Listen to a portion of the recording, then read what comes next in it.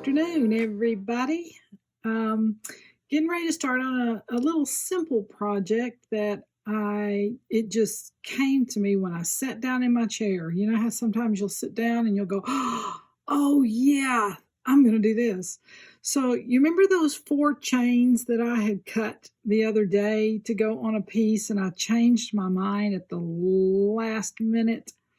Well, I didn't undo those chains. I kept them. Remember, I had cut 4 pieces for each side of a necklace that I was working on. Or actually, it was the project before this one. And I kept them. And I came in here this afternoon and I had this beautiful piece of green agate stone. And I thought, oh my goodness, the color combination, although my phone doesn't really show it, but the color combination was amazing. So I thought, okay, this is a quick project, easy project, fun project, and so I thought I'd show you.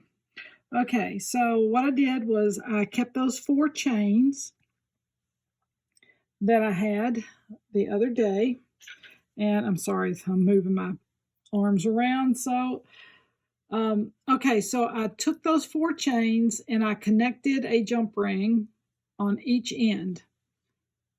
Now, the size of your jump ring will depend on the size of your chain and what kind of project you're doing and that kind of thing like that. So this is not a small one, but it's not a really, really large one either. But anyhow, I connected each one of those little ends on the jump ring, and I did it also on this end.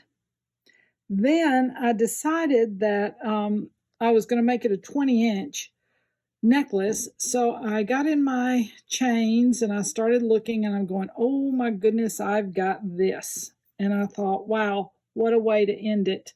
So I went ahead and I cut enough length out of it to make a 20-inch necklace. I think this wound up being 5 inches. Once I added the 2 jump rings on the end, it wound up being 5 inches.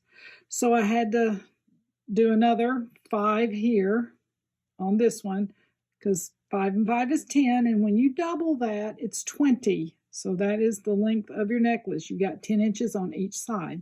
So I wound up doing that. I went ahead and put the clasp on right here. Simple clasp, very nondescript, little lobster claw that's on the end. So I'm going to connect this chain to this chain. That's what I'm going to do. I'm going to connect this jump ring to this, and that side will be finished. Now, I did this side so that you could see the finished product here on this end. Okay, so you can see where I wound up connecting the bigger chain with the smaller chain. There's my little hook for my clasp on the other side. So I connected those. Here's my 4 chains. Okay, so now I'm connecting this to the agate stone. And this right here is nothing but a bead cap that I have flattened out. So this is what it looked like before I flattened it out. It has a dome to it. And so I took a hammer, and I'm going to show you. Let me back out here for a minute. Hammer. And I'm just going to tap that bead cap ever so slightly. Hopefully I can do it without yanking the phone. And I flattened it out. So you can see the difference between the two now. Looks like a completely different object now, doesn't it? So anyway, I took that flat bead cap and I connected it over here onto a jump ring. And it is right there. You almost can't see it. You know, it's kind of hard to see because it's gold.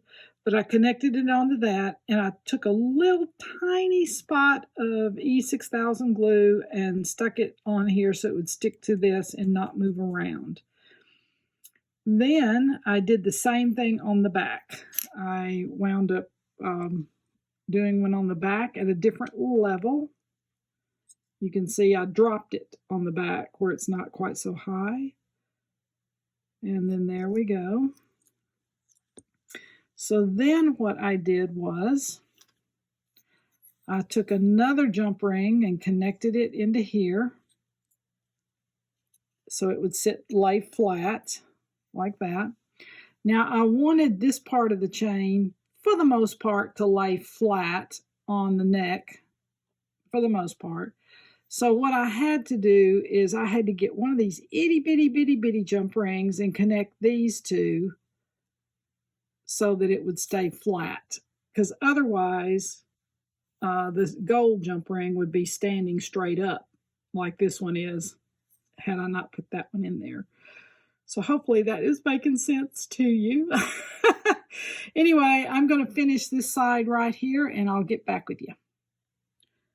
Okay, here's the finished product. And you can see I got my jump rings on there. Everything's connected. I'm going up to the chain. There it comes right there. There's where my big chain is connected. And there is my clasp. It's kind of nondescript, so it doesn't really stand out, and that's good. But anyway, there's the finished product. Something simple and easy to do. And so if you have something like I've had this piece of agate stone, who knows how long I've had this agate stone, and I just like, it's so pretty, I just didn't want to do anything with it. So anyway, I happened to pick it up and laid it by this chain, and wow. I wish my phone showed the real color of this, but it just doesn't. So anyway, whenever you are working on something and you decide, like I did, not to use these 8 pieces of chain on the last piece I did, I just said, I'm going to hold on to it because there will be something, and there it is. I'll take some pictures here where you can really truly see the color, and then it'll be on the website for sale. Y'all have a good one. Bye.